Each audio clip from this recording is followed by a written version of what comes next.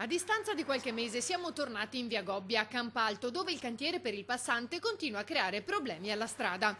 Dopo i due cedimenti avvenuti nei mesi scorsi, infatti, ora i cittadini segnalano ulteriori disagi. Molti sono lamentati che non c'è nessuna segnalazione e la strada, come potete vedere, è abbastanza pericolosa in quanto c'è proprio un dosso creato ultimamente con gli ultimi lavori.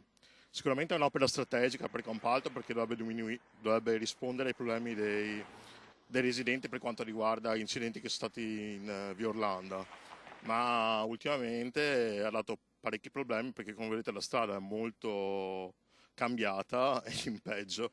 I problemi, come molti residenti segnalano e documentano con immagini nel gruppo Facebook Campalto Online, sono molteplici.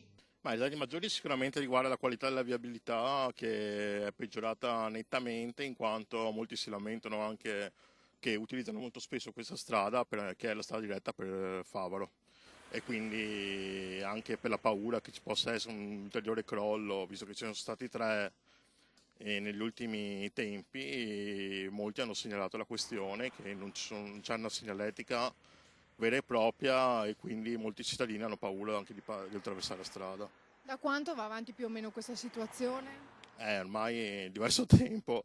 Non ci sono date ufficiose sulla chiusura dei lavori, però ufficiali e certe non ce ne sono.